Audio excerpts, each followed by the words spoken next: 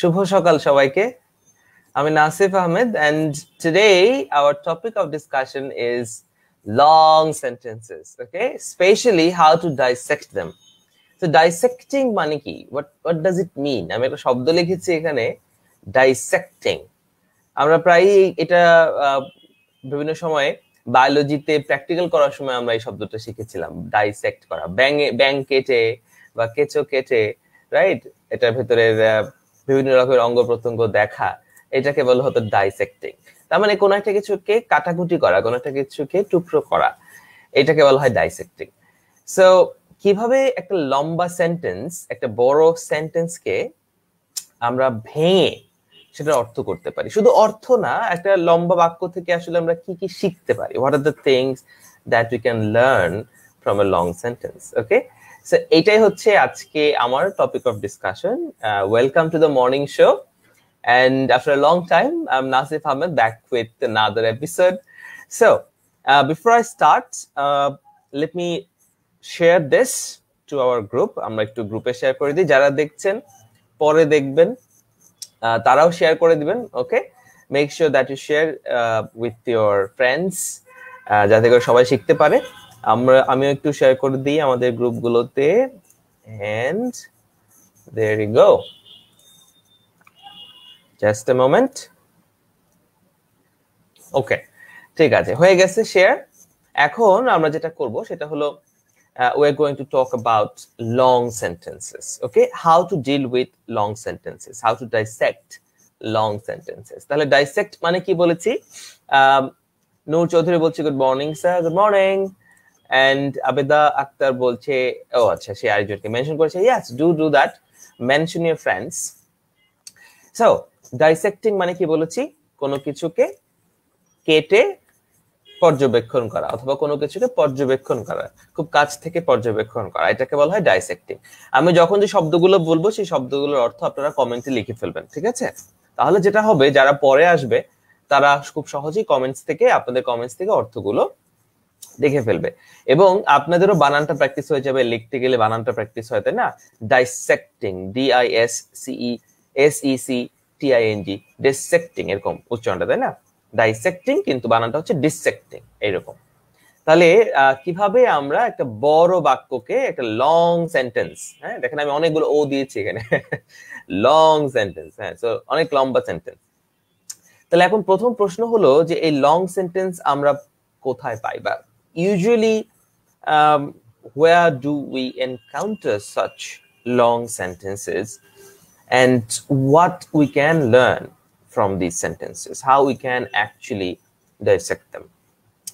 So প্রায় আমি এটা বলি, ক্লাসেও বলি, অনলাইনেও বলি, যে বিভিন্ন রকমের পত্রিকা যেগুলো ইন্টারন্যাশনালি রিকগনাইজড, এবং যে সব পত্রিকাগুলোতে অথররা খুব স্ট্যান্ডার্ড ইংরেজিতে লেখেন, এই ধরনের সোর্সগুলো থেকে আপনারা লং প্যাসেজ বা রেগুলার পড়ার একটা অভ্যাস করতে পারেন।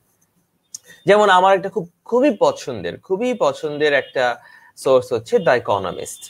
দ্য ইকোনমিস্ট পত্রিকাটা আমার খুবই পছন্দ, আমি সেই স্টুডেন্ট লাইফ থেকেই এটা পড়ছি। এখানে ছোট ছোট আর্টিকেল দেওয়া হয়, ঠিক কেমব্রিজ বইগুলোতে, ইউনিভার্সিটি অফ কেমব্রিজের বইগুলো যেগুলো পাবলিশ হয় আইএলটিএস এর জন্য, সেখানে যে ধরনের প্যাসেজ থাকে ঠিক ওই লেন্থের প্যাসেজই দ্য ইকোনমিস্ট পত্রিকাটাতেও দেওয়া হয়, এবং এভরি উইকেই আপনারা চাইলে এখান থেকে এরকম আর্টিকেল ডাউনলোড করেও পড়তে পারবেন। দ্য গার্ডিয়ানও ভালো, যদিও দ্য গার্ডিয়ান আমার খুব বেশি পড়া হয় না, বাট দ্য গার্ডিয়ান সোর্সটাও খুবই ভালো। স্পেশালি যদি আপনারা পারেন পিডিএফ পড়ে ফেলবেন, যদি পিডিএফ পড়তে ভালো না লাগে তাহলে যে আমার মতো আমি কি করি, আমি এরকম প্রিন্ট আউট করে, ছোট ছোট একটা পেজ প্রিন্ট আউট করে, এক পেজের একটা আর্টিকেল প্রিন্ট আউট করে পড়ে ফেলি, ওকে, যখন যেটা দরকার, কারণ আমি আবার স্ক্রিন থেকে পড়তে পারি না। সো যেভাবে সুবিধা হয় পড়াটা হলো আসলে, আপনি মোবাইলে পড়েন, ল্যাপটপে পড়েন, প্রিন্ট করে পড়েন, বাট পড়তে হবে কোত্থেকে? The economist, the guardian, daily star পড়তে পারেন, কেমব্রিজ ইউনিভার্সিটির যে কেমব্রিজের বইগুলো আছে এগুলো পড়তে পারেন। সো ঠিক আছে, যে মিস্টার রিয়াজ লিখেছে শব্দটা, অর্থটাও লিখে ফেলেন। হ্যাঁ, ডাইসেক্টিং মানেটা কি? ডাইসেক্টিং মানে হচ্ছে কোনো কিছু অবজার্ভ করা, কোনো কিছু নিবিড়ভাবে পর্যবেক্ষণ। এটার সাধারণত কোনো কিছু কেটে কুটে পর্যবেক্ষণ করলে আমরা সেটাকে ডাইসেক্টিং বলি। লিখে ফেলেন, অর্থগুলো লিখে ফেলেন। এই যে মোহাম্মদ নাজমুল সাদাত অর্থটা লিখেছে, থ্যাংক ইউ। আচ্ছা, সো আমরা আজকে যেটা করব সেটা হচ্ছে যে আমরা একটা লম্বা বাক্য নিব, ওকে, দ্য ইকোনমিস্ট, যেহেতু আমার খুব পছন্দের একটা পত্রিকার দ্য ইকোনমিস্ট, সেখান থেকেই নিব, এবং ওই সেন্টেন্সটাকে আমরা ভেঙে সেটা অর্থ করব, সেটার থেকে শব্দ শিখবো, এবং আপনারা দেখবেন যে মাত্র একটা দুটো বাক্য যদি আপনি বুঝে পড়েন তাহলে সেটা থেকে কত কিছু শেখা যায়। এবং এই যে বাক্য থেকে যে জিনিসগুলো শেখা যায়, এগুলো আসলে আপনি কোনো বই পড়ে বা রেডিমেড ভাবে কোনো বইতে পাবেন না, যেটা একটা বইতে লেখা আছে এরকম আমি জাস্ট পড়ে ফেললাম, ওকে। তবে সাইফোর্সের যে বইগুলো আছে, সাইফোর্সের রিডিং এক্সপ্লেনেশন যে বইগুলো আছে, কেমব্রিজের সলিউশন যে বইগুলো আছে, ওই বইগুলোতে আবার এরকম বাক্য সাইফুর রহমান স্যার ভেঙে ভেঙে লিখেছেন, so you can study that as well, okay. আচ্ছা, so Roksana, good morning, and yes, Abeda হচ্ছে অর্থ লিখেছে, thank you miss Abeda. Alright, so let's start, okay. So আচ্ছা, একটু বলে নেই বলার শুরু করার আগে, সেটা হলো যে আমাদের তো অনলাইন ব্যাচ হয়, তাই না? আইএলটিএস এর অনলাইন ব্যাচ হয়, এবং আমার 6 নম্বর ব্যাচে একটা ফ্রি ক্লাস হবে রাত 9:30টায়। সো ফ্রি ক্লাসটাতে we will talk about some of the things that might be stopping you from getting a good score. For example, আমার IELTS academic reading I got band 9 out of 9. So কিভাবে আসলে আমি band 9 পেলাম, কিভাবে পড়াশোনা করলে আসলে আপনিও একটা ভালো স্কোর পাবেন, I will give you some guidelines, alright? So যারা IELTS এ interested, make sure that you register, উপরে লিংক আছে, ওই লিংকে রেজিস্ট্রেশন করতে হবে, ওকে। রেজিস্ট্রেশন করলে I will send you the link, alright? So তাহলে যেটা বলছিলাম যে একটা লং সেন্টেন্স দিব, ওকে। Let's start a long sentence. Mister আবে, রাইট? আপনারা হয়তো জানেন যে জাপানের প্রাইম মিনিস্টার শিনজো আবে, হ্যাঁ, শিনজো আবে অনেক দিন ধরে সে জাপানের প্রাইম মিনিস্টার এবং খুবই পপুলার ছিলেন। তো রিসেন্টলি উনি ঘোষণা দিয়েছেন যে উনি রিটায়ার করবেন। এটা একদম এই সপ্তাহের দ্য ইকোনমিস্ট পত্রিকার খবর যে শিনজো আবে সে রিটায়ার করবে।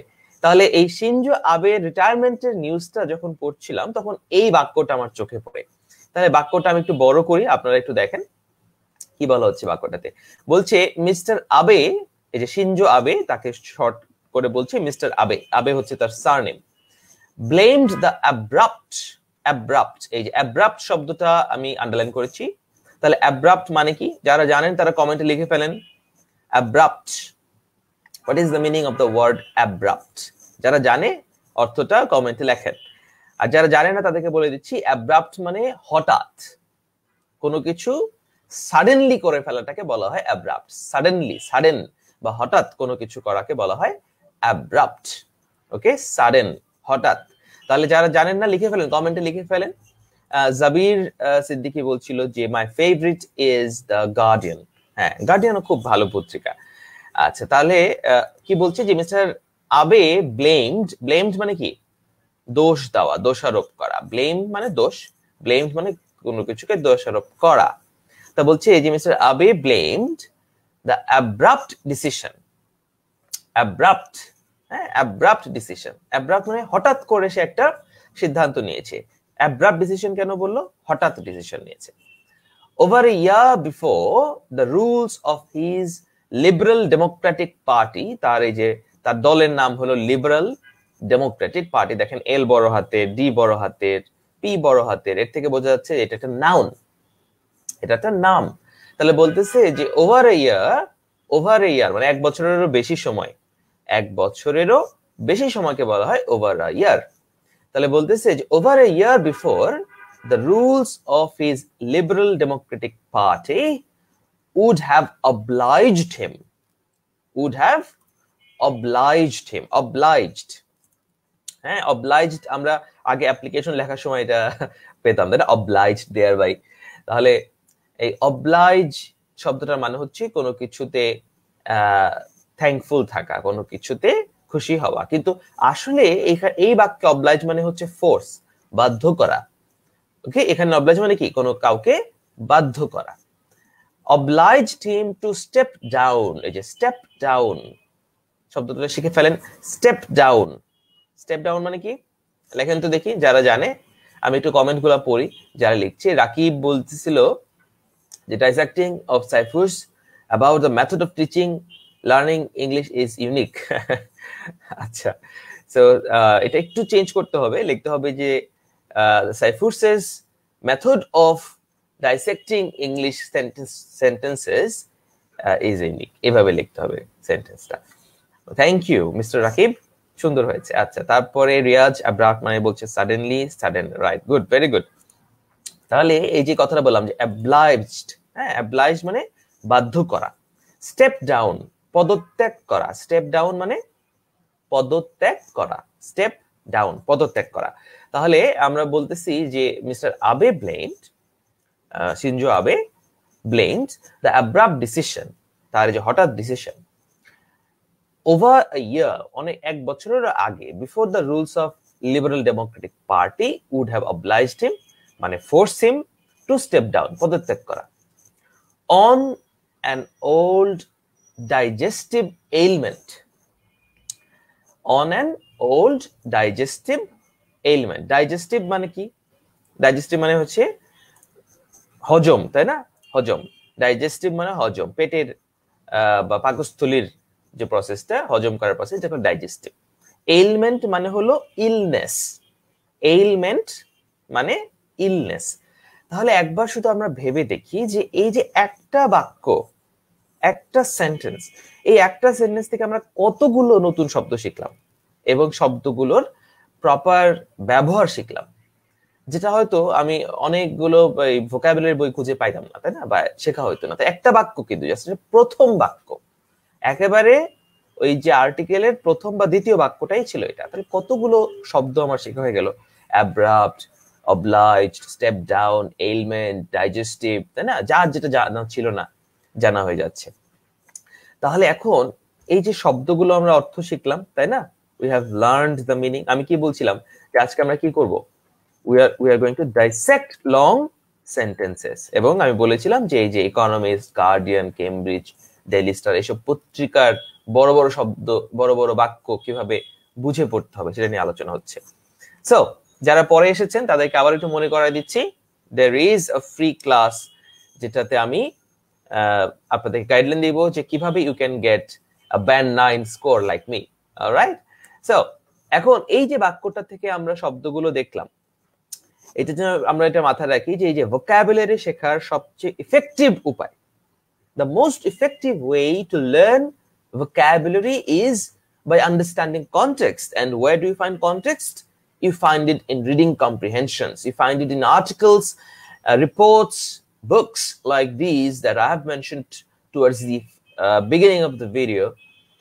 These are the sources that you should use to learn vocabulary effectively, right? Not from vocabulary books.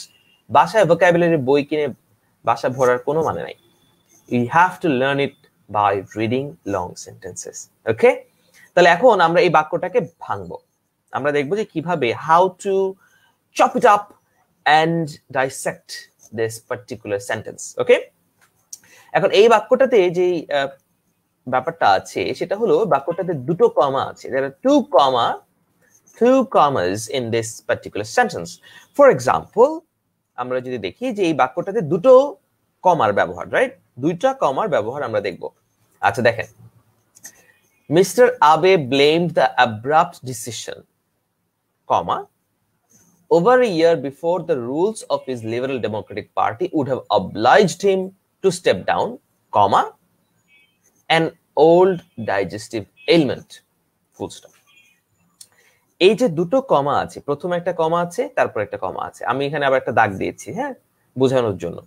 তাহলে এই যে দুটো কমা, এই যে একটা বাক্যের মধ্যে যখন শুধু দুইটা কমা থাকে, এরকম দুটা, এই যে লম্বা একটা বাক্যের মধ্যে যখন ক্লজ গুলোকে এরকম দুটা কমা দিয়ে আলাদা করা হয়, তখন মনে রাখতে হবে যে এই যে দুটো কমা, these two commas act as parenthesis, এগুলো ব্র্যাকেটের মতো কাজ করে। এগুলোকে চাইলেই কি করে ফেলা যায়, অমিট করে ফেলা যায়, এটাকে বাদ দিয়ে বাক্যটা পড়লে বাক্যের অর্থটা একেবারে সিম্পল হয়ে যায়। So read the sentence without these extra information, যেটা দুটো কমার মাঝখানে দেয়া আছে, এক্সট্রা ইনফরমেশনটা বাদ দিয়ে আমরা পড়বো। ওকে, তাহলে দেখেন এই ছোট্ট বাক্যটা মানে এই লম্বা বাক্যটাকে যদি আমি বাদ দিই মাঝখানের অংশটুকু, তাহলে ছোট্ট একটা বাক্য পাওয়া যায়। বড় একটা বাক্যের ভেতরে ছোট একটা বাক্য লুকায়িত। তাহলে দেখি আমরা কিভাবে এটাকে বের করবো। যে বড় জায়গাটুকু বাদ দিয়ে দিলাম, বড় জায়গাটুকু বাদ দিলে কি হয় দেখেন, বড় জায়গাটা বাদ দেওয়ার পরে দেখেন কত ছোট হয়ে গেছে কথাটা। কি হয়েছে যে মিস্টার আবে blamed the abrupt decision on an old digestive ailment. Plain and simple. তার মানে আমরা ওই যে প্রথম যে কথাটা বলেছিলাম, মিস্টার আবে blamed the abrupt decision, কমার আগের অংশটুকু এবং দ্বিতীয় কমার পরের অংশটুকু, মানে দুটা কমার মাঝখানের অংশটুকুকে যেটা লাল করে রেখেছি, এটা তো এক্সট্রা ইনফরমেশন। তাহলে কি দাঁড়ালো, মিস্টার আবে দোষারোপ করেছেন তার এই হঠাৎ সিদ্ধান্তের, এই যে হঠাৎ করে সে পদত্যাগ করবে, হঠাৎ করে সে স্টেপ ডাউন করবে, এই হঠাৎ ডিসিশনটার সিদ্ধান্তের পেছনে সে দোষারোপ করেছে বা কারণ দর্শিয়েছে কোন কথাটাকে, যে তার একটা পাকস্থলীর অসুস্থতা, অনেক দিনের পুরনো একটা পেটের অসুবিধা বা অসুস্থতার কারণে সে রিটায়ার করছে, এই কথাটা সে বলেছে। তাহলে mister Abe blamed the abrupt decision, mister আবে ব্লেম করেছে, এই সিদ্ধান্তটার পেছনে ব্লেম করেছে তার অসুস্থতাকে। মিস্টার আবে, জাপানের প্রাইম মিনিস্টার শিনজো আবে, সে বলেছে যে তার পেটের বা এই হজমের অসুবিধার কারণে, অসুস্থতার কারণে সে আর চাকরি করতে পারবে না, সে আর প্রাইম মিনিস্টার হতে পারবে না। ঠিক আছে, তাহলে mister Abe blamed the abrupt decision on an, on blamed on, তাই না, ব্লেম, এই যে কোনো কিছুর blame on, blame on, don't blame on me, তাই না, don't put the blame on me, এরকম বলি না, আমার উপরে দোষ দিও না, অন মি, দোষ উপরে দোষ দেওয়া, কোনো কিছুর উপরে দোষ দিই, তাহলে আমরা অন বসাচ্ছি। তাহলে বলতেছে যে আবে blamed the abrupt decision on, আবে এই হঠাৎ সিদ্ধান্তটার দোষটা দিয়েছে কার উপরে, তার অসুস্থতার উপরে। কিসের অসুস্থতার উপরে, তার পাকস্থলীর অসুস্থতার উপরে, তাই না। তাহলে এই যে মাঝখানের এই যে বিশাল একটা লাইন ছিল, এইটাকে কিন্তু আমার আর সেন্টেন্সের মানে বোঝার জন্য পড়তে হচ্ছে না। এখন যদি আমরা বুঝতে চাই তাহলে আমরা একটু পড়তে পারি ভেতরের অংশটুকু, যে মাঝখানের এক্সট্রা ইনফরমেশনটা কি ছিল। এক্সট্রা ইনফরমেশনটা ছিল যে 1 বছর পরে, ওভার এ ইয়ার বিফোর, তার মানে 1 বছর আগেই লিবারাল ডেমোক্রেটিক পার্টি, তার যে পার্টি, সেই পার্টি তাকে ফোর্স করত, বাধ্য করত চাকরি ছেড়ে দিতে, পদত্যাগ করতে। তার মানে শিনজো আবে যদি এখন রিটায়ারমেন্ট না করত, সে যদি চাকরিটা না ছাড়তো, 1 বছর পরে তার পার্টি তাকে পদত্যাগ করতে বাধ্য করত, স্টেপ ডাউন করতে অবলাইজ করত। ওকে, তাহলে আসলে ব্যাপারটা কি হয়েছে দেখেন, যে আবে চিন্তা করেছে যে 1 বছর পরে তো এমনিতেই আমাকে কি করবে, চাকরি এমনিতেই আমাকে পদত্যাগ করতে হবে, আমাকে বাধ্য করা হবে 1 বছর পরে পদত্যাগ করতে, তাহলে আমি বরং আগেই কি করি, নিজে থেকেই সরে যাই। এই জন্য সে নিজে থেকেই সরে গেছে এবং দোষটা দিয়েছে, ব্লেমটা দিয়েছে নিজের হজমের সমস্যার উপরে বা নিজের অসুস্থতার উপরে। তাহলে বুঝতে পারছেন ব্যাপারটা, হ্যাঁ, নিউজটা এটা কিন্তু এই সপ্তাহের খবর। তাহলে শিনজো আবে চিন্তা করেছে 1 বছর পরে তো আমাকে রিটায়ারমেন্টে যাইতেই হবে, চাকরি তো চলেই যাবে, তাহলে আমি আগেই সরে যাই, আর দোষটা দিছে যে আমার পেটে ব্যথা। নাকি? আচ্ছা, তাহলে এই যে সেন্টেন্স, রাইট, একটা বাক্য আমরা পড়লাম, বাক্যটা থেকে আমরা শব্দগুলো শিখছি, বাক্যের ভেঙে পড়তেছি। তো অনেকেই আবার আমাকে বলে যে ভাইয়া এই যে দুটা কমার জায়গায় যদি অনেকগুলা কমা থাকে, এটা আমি এর আগে একটা ক্লাসে আলোচনা করার পরে এই কথাটা পেয়েছিলাম যে অনেকগুলো কমা থাকলে আমি কি করবো। আজকে অনেকগুলা কমারও একটা সেন্টেন্স আমি দেখাবো আপনাদেরকে, ওকে। এবং আপনারা দেখবেন যে কমা অনেকগুলো থাকলেও আসলে প্রত্যেকটা কমারই একটা পারপাস থাকে, পারপাসটা বুঝলে আপনাদের কষ্ট হবে না।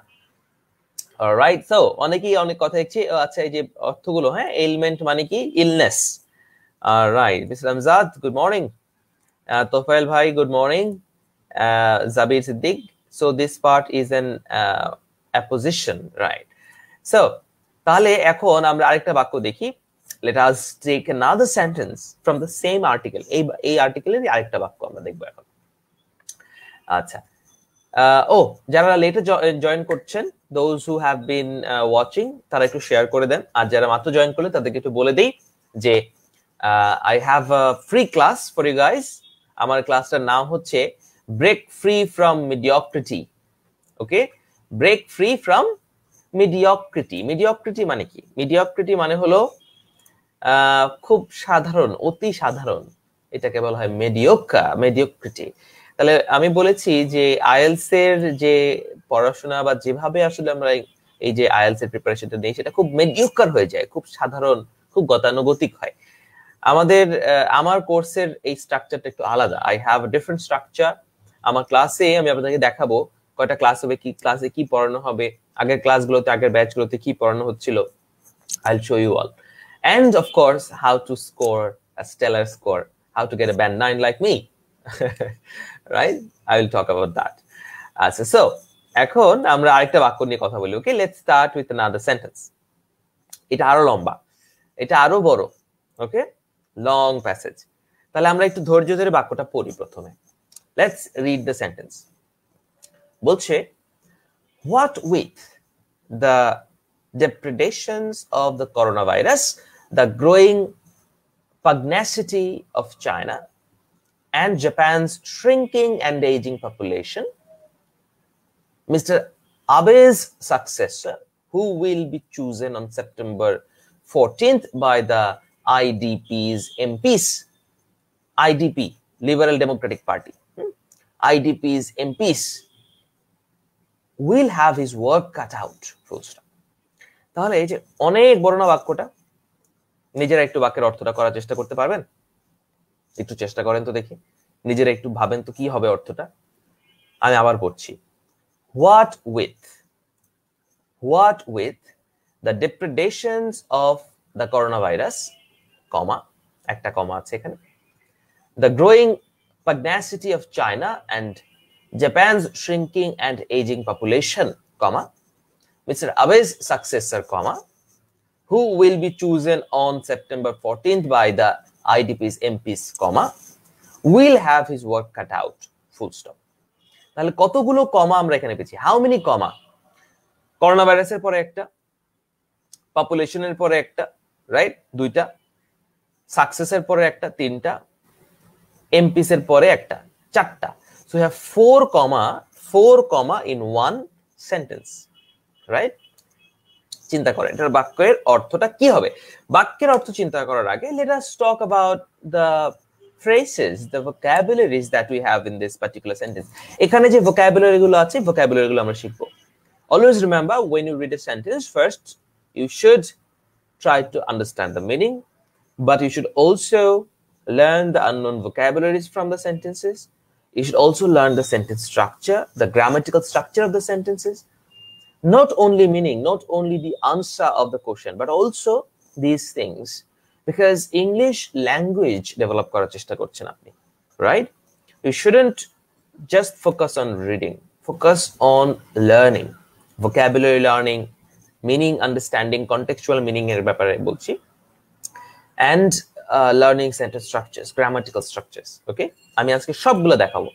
I will show you how. I've already shown you that আমরা আগের বাক্যে আমরা অর্থ শিখেছি, এই বাক্য থেকে আমরা অর্থ শিখবো, বাক্যের গঠন দেখবো, বাক্যের অর্থ দেখবো, কিভাবে ভেঙে পড়তে হয় সেই জিনিসগুলো আমরা দেখছি।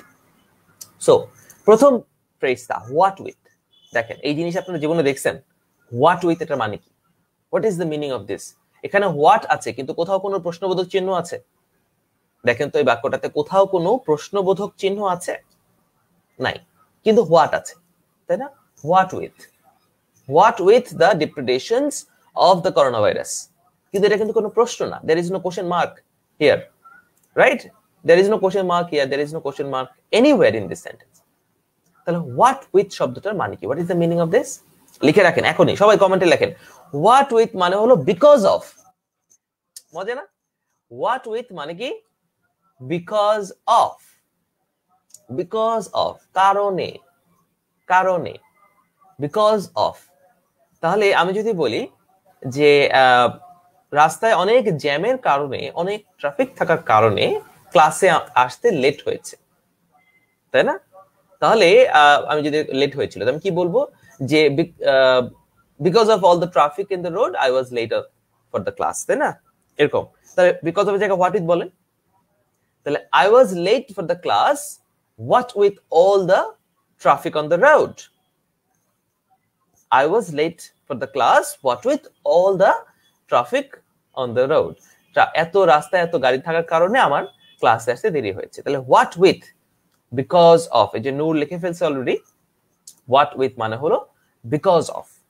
আচ্ছা, তাহলে because of what with depredations of the coronavirus। depredations মানে destruction, বিধ্বংস বা আক্রমণ। ওকে, depredation মানে ডিস্ট্রাকশন। আমরা বলি না যে করোনা ভাইরাস সবকিছু ডিস্ট্রাকশন করে দিয়েছে, ধ্বংস করে দিয়েছে। তাহলে হোয়াট উইথ মানে বিকজ অফ, ডেপ্রিডেশনস মানে কি, ধ্বংস। হ্যাঁ, লেখেন লিখে ফেলেন, গুড, কমেন্টে লেখেন, আমি পড়তেছি সবার কমেন্ট। তাহলে ডেপ্রিডেশন মানে হলো ধ্বংস, ডিস্ট্রাকশন। দ্য গ্রোয়িং পাগনাসিটি মানে হলো অ্যাগ্রেশন বা কোনো কিছু চাপানোর চেষ্টা করা। হ্যাঁ, পাগনাসিটি। আমরা এটাকে বলতে পারি যে শত্রুতা। ওকে, শত্রুতা বা আক্রমণ এইরকম। ঠিক সরাসরি আক্রমণ না, পাগনাসিটি মানে অ্যাগ্রেশন, কারোর উপরে একটু প্রেসার দেওয়া। গ্রোয়িং প্রেসারটা বেশি অ্যাপ্রোপ্রিয়েট হবে এটার এই সেন্টেন্সের কনটেক্সটে। পাগনাসিটি মানে অ্যাগ্রেশন বা কাউকে প্রেসার দেওয়া। তাহলে পাগনাসিটি মানে কি, প্রেসার, চাপ প্রয়োগ করা। তাহলে বলতেছে যে ডেপ্রেডেশনস অফ করোনা ভাইরাস, মানে অফ মানে এর, তাহলে করোনা ভাইরাসের ডিস্ট্রাকশন, করোনা ভাইরাসের যে আক্রমণ বা ধ্বংস। দ্য গ্রোয়িং পাগনাসিটি অফ চায়নার চাপ প্রয়োগ করতেছে জাপানের উপরে, সেটা চায়নার প্রেসার। অ্যান্ড জাপানস শ্রিঙ্কিং মানে কি, শ্রিঙ্ক মানে ছোট হওয়া, শ্রিঙ্ক মানে getting smaller. So আমাকে বলতে হচ্ছে কি যে what with the depredations of coronavirus, the growing pugnacity of China and Japan's shrinking and aging population. Shrinking and aging, জাপানের পপুলেশন কি হচ্ছে, দিন দিন ছোট হচ্ছে, shrink করছে, and aging মানে বৃদ্ধ হয়ে যাচ্ছে। জাপানে কিন্তু অনেক বুড়ো মানুষ, এটাকে বলে ডেমোগ্রাফি। হ্যাঁ, বাংলাদেশের যে ডেমোগ্রাফি, সেখানে আমাদের মতো ইয়াং জেনারেশন অনেক বেশি, অনেক ইয়াং মানুষ আছে, কর্মক্ষম মানুষ আছে। জাপানের অবস্থা কি, তাদের সব বুড়া হয়ে গেছে, কারণ তারা বাচ্চা কাচ্চা নেয় না, এই জন্য পপুলেশনও কমতেছে, আবার যারা ছিল তারাও বুড়া হয়ে যাচ্ছে। তাহলে এখন এই যে প্রথম অংশ, দুটা কমা আমরা অলরেডি পেয়ে ফেলছি এখানে, তাই না? একটা বাক্যে দুটা অ্যান্ডও পেয়ে গেছি। এই যে এতগুলা কমার কারণে আমরা কিন্তু হারিয়ে যাই। তারপরে বলছে মিস্টার আবেজ সাকসেসর মানে কি, সাকসেসর, এখানে সাকসেসরের সাথে সফলের কোনো সম্পর্ক নাই। সাকসেস দেখেই মনে করেন না যেটা সফলতা বা সফল। ওকে, সাকসেসরের সাথে সফলতার কোনো রিলেশন নাই। সাকসেসর মানে হলো উত্তরাধিকার বা আমার পরে যে আসবে তাকে বলা হবে সাকসেসর। হ্যাঁ, বলে না যে হাল ধরা, হ্যাঁ, ফ্যামিলির হাল ধরা, বাবার পরে ছেলে এসে হাল ধরে নাকি।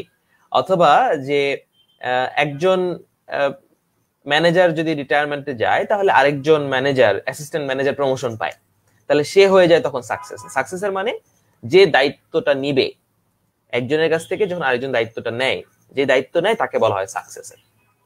ওকে, তাহলে এই যে আমি নাসিফ, আমি যদি আজকে আইএলটিএস পড়ানো ছেড়ে দেই, তাহলে আমার জায়গায় কি হবে, আরেকজন জুনিয়র টিচার এসে আইএলটিএস পড়ানো শুরু করবে, সে হবে আমার সাকসেসর, এরকম। ওকে, তাহলে মিস্টার আবেজ সাকসেসর, মিস্টার আবের কাছ থেকে যে লোকটা দায়িত্ব নিবে, নতুন প্রাইম মিনিস্টার যে হবে, who will be chosen on September 14th, এই যে আগামী মাসের, এই মাসে তো সেপ্টেম্বর, এই মাসের 14 তারিখে চুজ করা হবে যে কে আবের সাকসেসর হবে, আবের দায়িত্ব কে নিবে, তাদের মাধ্যমে বাই দ্য আইডিপিস এমপিস, আইডিপি পার্টির এমপিরা সেই সিদ্ধান্তটা নিবে। Will have his work cut out, এই যে ওয়ার্ক কাট আউট। হ্যাঁ, রাকিব হোসেন বলছে economy seems to B the land of races paradise. It's true Mr. Rakib, that's why I really enjoy this. You get a sense of the language.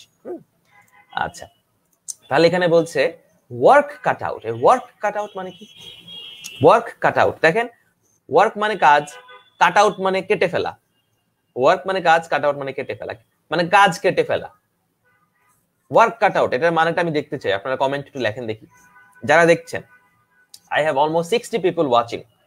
আমি at least 5-10টা comment দেখতে চাই এখানে যে work cut out, Google না করে নিজের যা মনে হচ্ছে লেখেন ওয়ার্ক কাট আউট মানে কি।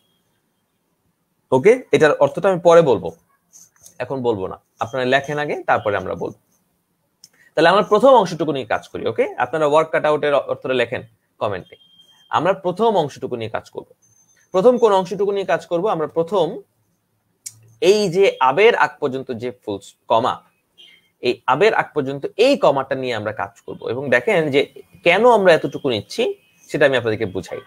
যে ভাইয়া কেন করোনা ভাইরাসের পরে থামলাম না, কেন পপুলেশনের পরেই থামলাম। ওকে, এই কমাতেই কেন থামছি এটা আমি আপনাদেরকে বুঝাই, একটা বাক্য দিয়ে বুঝাই। দেখেন, I love my father, comma my mother and sister.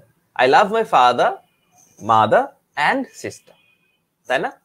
তাহলে আমি আমার বাবা, আমার মা এবং আমার বোনকে ভালোবাসি। তাহলে I love my father, comma mother, দ্বিতীয়টা নাম, যেহেতু এরপরে সিস্টারের পরে আর কেউ নাই সেই জন্য এখানে কি হয়ে যাচ্ছে? অ্যান্ড হয়ে যাচ্ছে। তাহলে তিনটা জিনিস যখন বলে কেউ, পরপর তিনটা জিনিস যখন আমরা একটা বাক্যে বলি, তখন লাস্টেরটার আগে আমরা কি দেই? অ্যান্ড দিয়ে দেই, রাইট? লাস্টের কথাটা আগের কথার সাথে অ্যান্ড দিয়ে দেই। তাহলে father, comma mother and sister, এই যে বাক্যটা, এই সেম বাক্যের স্ট্রাকচারটাই কিন্তু এখানে। বিকজ অফ, হোয়াট উইথ মানে কি? Because of the depredation of corona virus, এই কথাটা হচ্ছে father. Depredation of corona virus মানে আই লাভ মাই ফাদার, এতটুকু, comma the growing pugnacity of China, এই যে mother, right? The growing pugnacity of China and Japan's shrinking ageing population, এই যে and sister, and Japan shrinking ageing population. Interesting না? সেন্টেন্সটা যত বড়ই হোক, সেন্টেন্সের যে ফিলসফি, সেন্টেন্সের যে গঠন, এটা কিন্তু সেই একেবারে ছোট I love my father, mother and sister ওইটার মতোই। বাক্য অনেক বড় কিন্তু ফিলসফি, বাক্যের প্রিন্সিপাল কিন্তু সেম। তাহলে দেখেন যে because of the destruction of corona virus, pugnacity of China and shrinking ageing population. তাহলে তিনটা কারণ আসলে এখানে, এগুলো কি?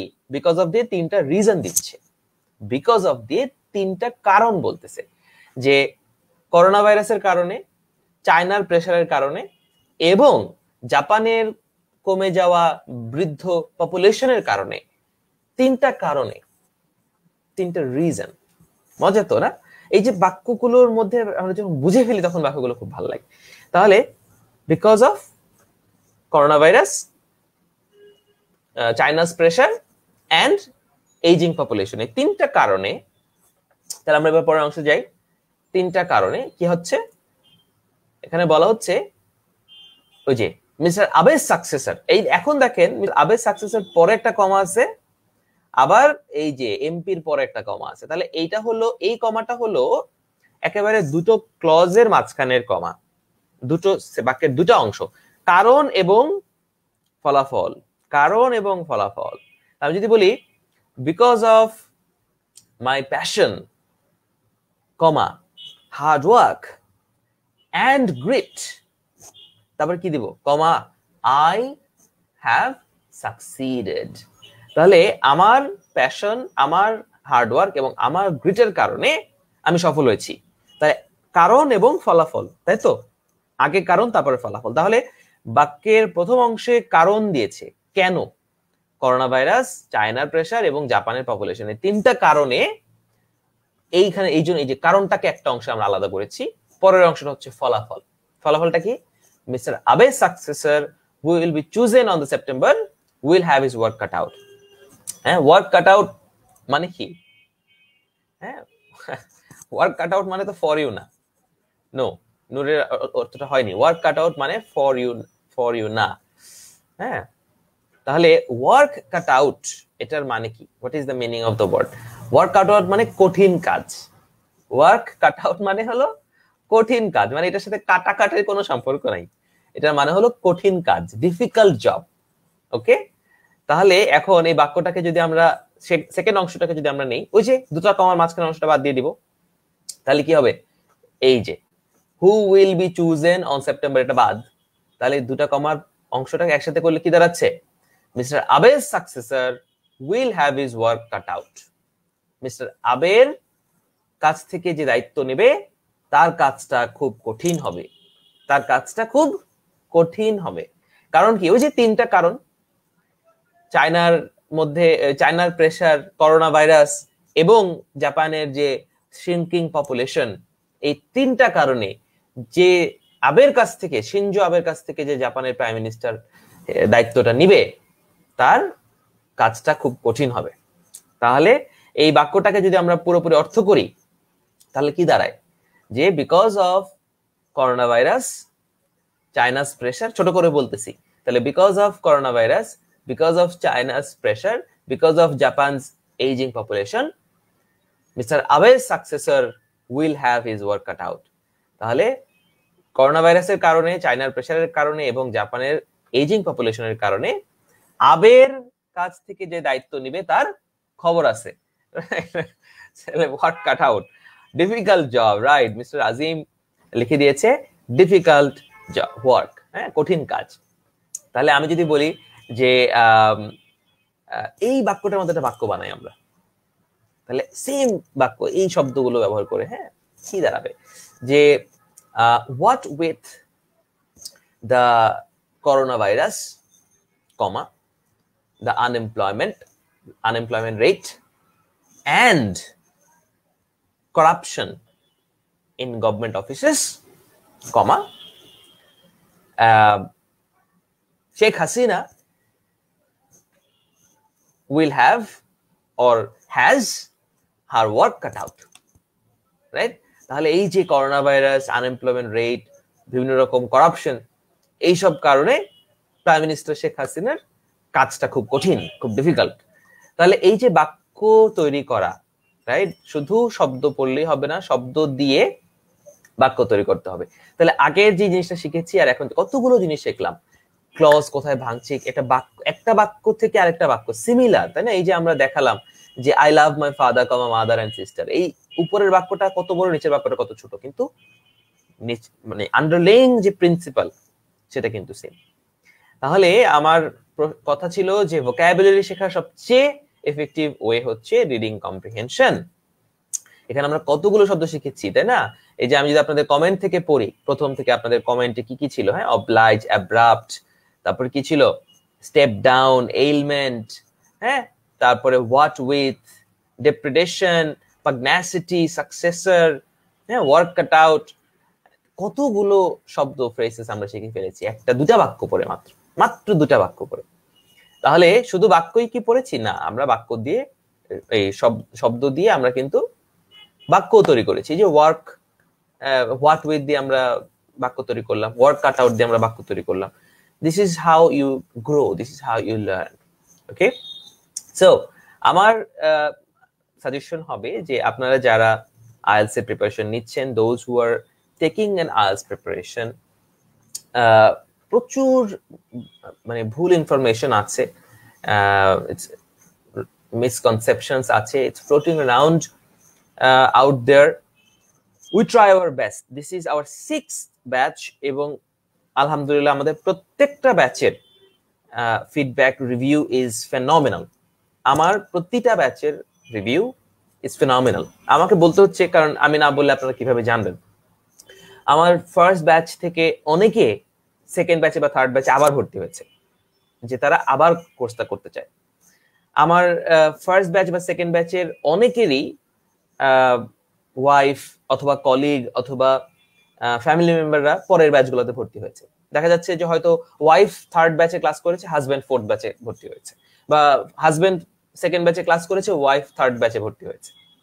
এখন যদি আমি আমার প্রমিস ডেলিভার করতে না পারতাম, if সাইফুরস could not deliver on it's promises, আপনার কি মনে হয় যে কেউ নিজে কোর্স করে আবার নিজের ওয়াইফকে ভর্তি করাবে পরের ব্যাচে, যদি তার কাছে মনে হয় যে এটা কাজ করবে না বা সে শিখতে পারেনি? Absolutely not. So there is no room for dissatisfaction in the course. I will make sure that you learn, but at the end of the day there is no guarantee. আমি কখনোই আপনাদেরকে এরকম বলবো না যে আমার কোর্স করলে আপনারা 7.5 পাবেন, অথবা শর্টকাটে আমি আপনাদেরকে একদম জাদু মন্ত্র শিখাই দিব, আপনারা ভালো স্কোর পাবেন। No, I will teach you how to work hard.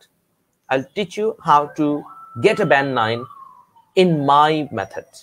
আমার মেথডে। আমার মেথডটা কি ছিল সেটাই আমি আপনাদের শেয়ার করব, যে this is how I got band 9 in IELTS reading. All right, this is how I got band 8.5 in listening. This is how I got band 8 in speaking. So I will teach you how to do that. Okay, no unrealistic promises to be made here. We don't do that.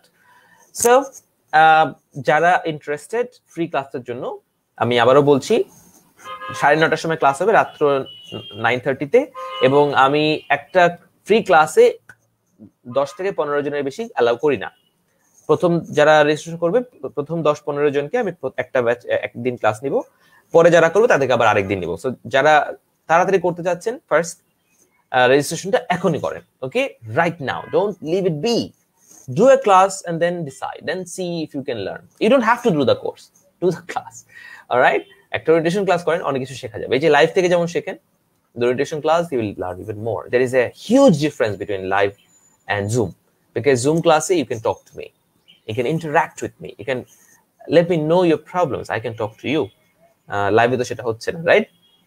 So আপনাদের অনেক সহযোগিতা, আপনাদের এই যে comments mentions, এই যে সবাই লিখে লিখে vocabulary গুলো দিয়েছেন, I'm really happy, thank you.